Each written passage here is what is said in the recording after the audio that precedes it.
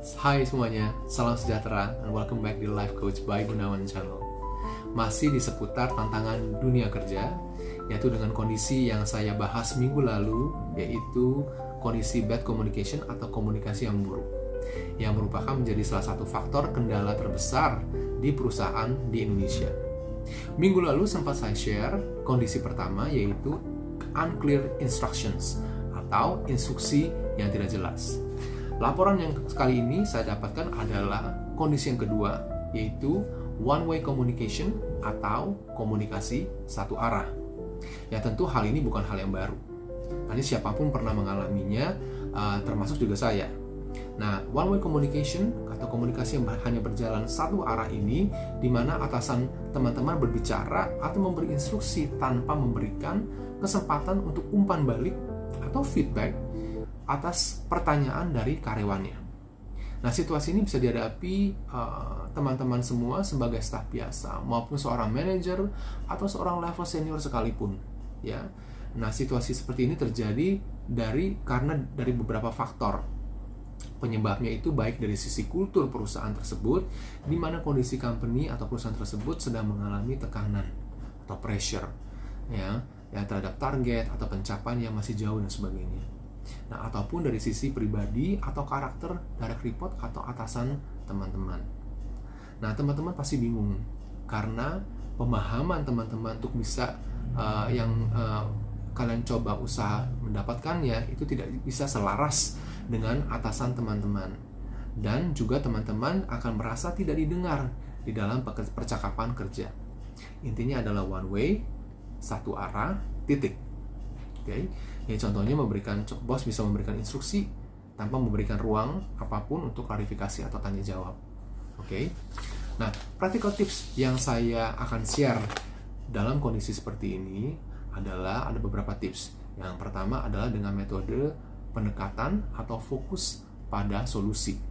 Nah, pendekatan pada fokus pada solusi tersebut adalah ketika kalian ingin memberikan klarifikasi atau feedback, sampaikan solusi yang jelas. Ya, misalkan saya paham Bapak mengenai tantangan yang dihadapi proyek kita saat ini, dan saya ingin share beberapa ide untuk solusinya. Jadi yang saya sampaikan di sini adalah coba hindari berfokus pada kesalahan atau keluhan saja. Tunjukkan bagaimana perubahan kecil dapat memberikan hasil yang positif. Oke. Nah, tips yang kedua adalah metode komunikasi yang terstruktur dan ringkas. Jadi langsung ke inti, straight to the point. Jadi silakan teman-teman bisa memakai bullet points atau list atau daftar. Contohnya adalah saya ingin menyampaikan sesuatu. Bisa jadi berikan list atau bullet points. Contohnya, saya ingin share feedback mengenai rapat kemarin Bapak. Yang saya pikirkan saat ini adalah poin 1, poin 2, poin 3. Oke, usahakan share informasi teman-teman dengan pendek dan padat, short and concise.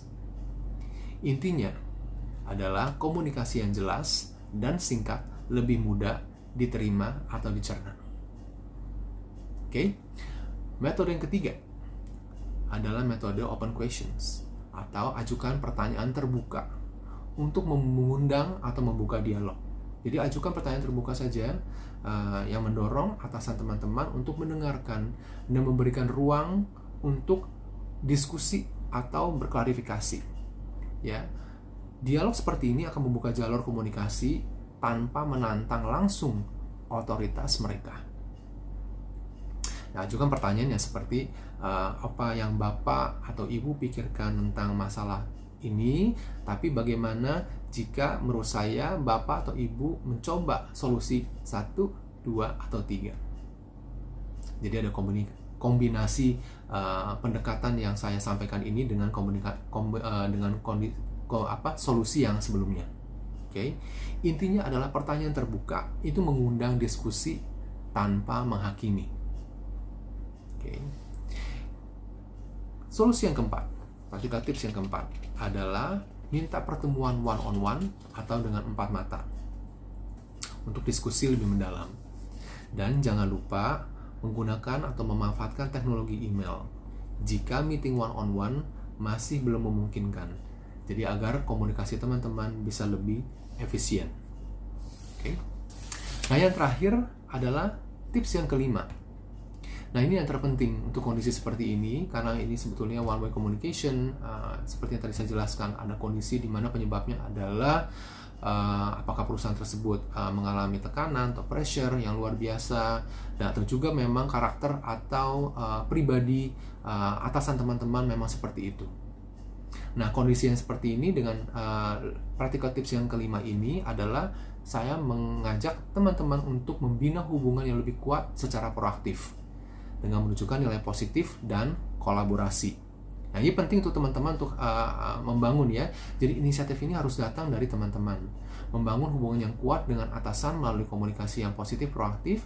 Tunjukkan bahwa teman-teman mendukung tujuan mereka dan bekerja untuk kepentingan bersama.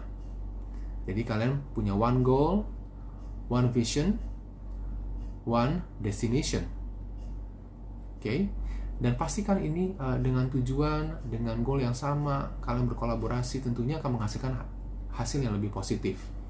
Ya, dan saya berharap teman-teman tidak kecewa atau merasa kecil hati, tapi tetap semangat untuk bisa mencapai kinerja kalian lebih efektif, performa kalian lebih bagus lagi, lebih amazing lagi di tahun 2025.